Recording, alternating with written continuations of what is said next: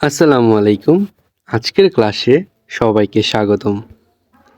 গত ক্লাসে আমরা সালোক সংশ্লেষণের প্রক্রিয়া সম্পর্কে জেনেছিলাম। তো সেই সালোক সংশ্লেষণকে ইংরেজ বিজ্ঞানী ব্ল্যাকম্যান 1905 সালে এই সালোক সংশ্লেষণ প্রক্রিয়াকে দুটি প্রধান পর্যায়ে ভাগ করছে। একটি হচ্ছে আলোক নির্ভর পর্যায় এবং আরেকটি হচ্ছে আলোক নিরপেক্ষ পর্যায়।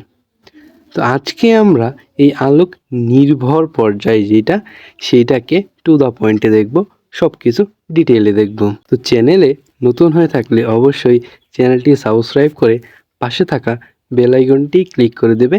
এতে করে চ্যানেল যখন নতুন কোনো ভিডিও আসবে তা সবার আগে তোমার কাছে পৌঁছে যাবে। তাহলে চলো আজকের ক্লাসটি শুরু করা যাক।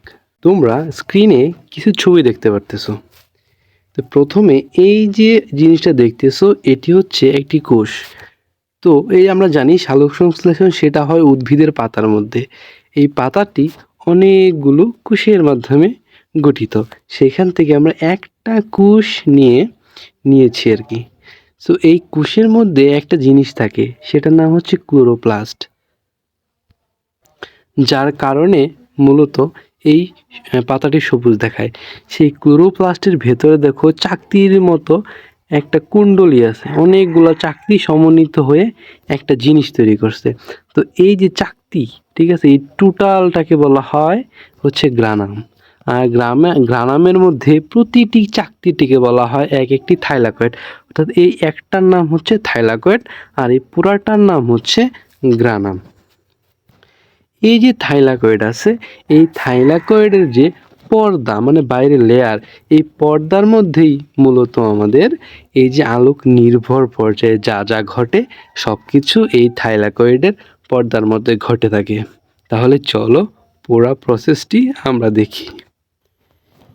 এই যে পুরা জিনিসটা হচ্ছে আমার সেই থাইলাকয়েডের পর্দা। এই থাইলাকয়েডের পর্দার মধ্যে কয়েকটি জিনিস আছে, যেরকম ফটোসিস্টেম 2, ফটোসিস্টেম 1, এরপর হচ্ছে এটিপি সিনথেসিস বা এটির ভিতরে এনজাইম ইত্যাদি আছে। তোমরা যখন ইন্টারমিডিয়েটে উঠবা বা এইচএসসি লেভেলে তখন দেখবা এগুলা একদম ডিটেইলে লেখা আছে, তখন এটাকে আরও ভালোভাবে জানবা। তো এখন আমরা মূলত এসএসসি লেভেলে শর্টকাটই দেখি। দিনের বেলা যখন সূর্য থাকে, সেই সূর্যের আলো যখন পাতার মধ্যে পড়ে, তো পাতার মধ্যে পড়লে এটি থাইলাকয়েডের মধ্যে এসে কি করে আমাদের এই ফটোসিস্টেম 2 যেটা আছে এখানে এসে পড়ে। সো থাইলাকয়েডের মধ্যে আরেকটা জিনিস থাকে, সেটা হচ্ছে ক্লোরোফিল।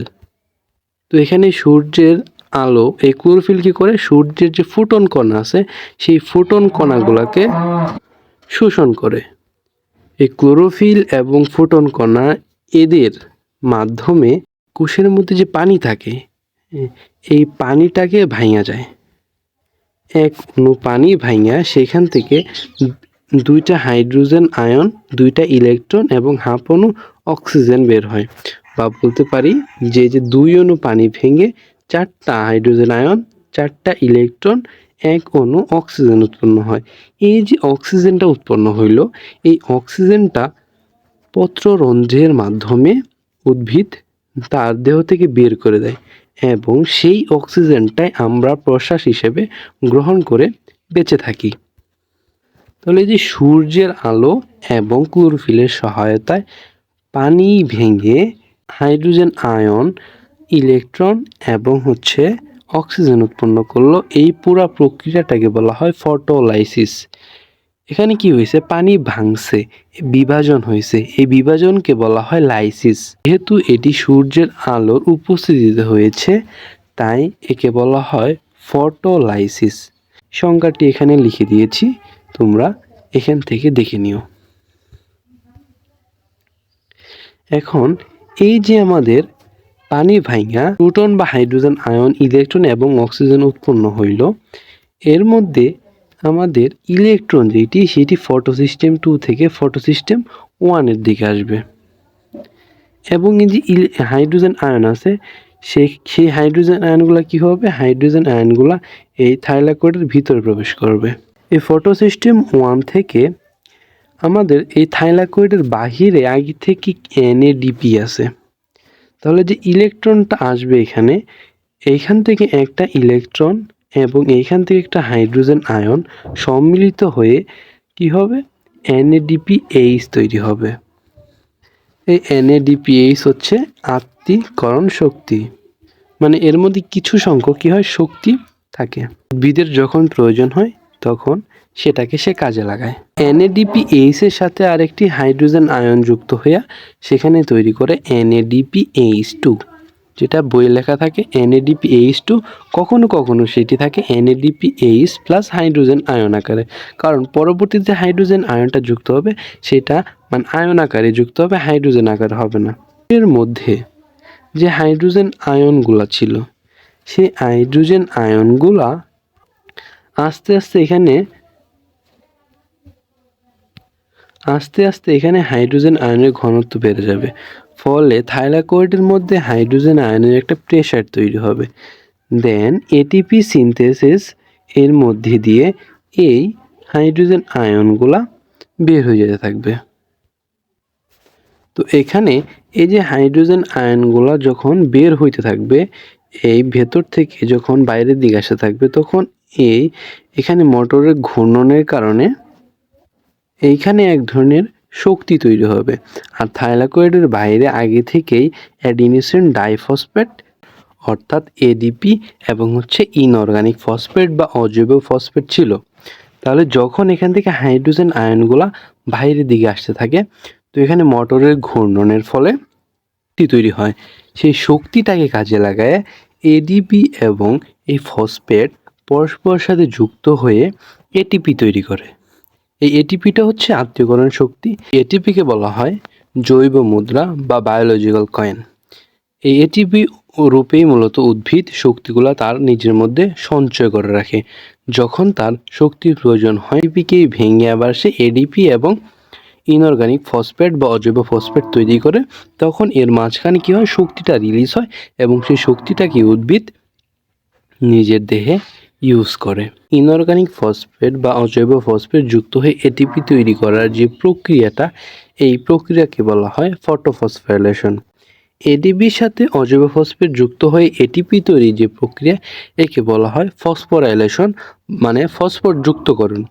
যেহেতু এটা সূর্যের আলোর উপস্থিত হচ্ছে, এজন্য একে বলা হয় ফটোফসফোরাইলেশন। এখানে যে শক্তিটা কাজে লাগবে মূলত, যে এডিপি থেকে এটিপি হইতে মাঝখানে আমাদের শক্তিটা লাগলো, সেই শক্তিটা আসছে কোথা থেকে? শক্তির সেই মূল উৎস মূলত সেই সূর্যের আলোর যে লাইট, ক্লোরোফিল, সেখান থেকে যে ফোটন কণাটা আসছিল সেটা মূলত মূল শক্তি।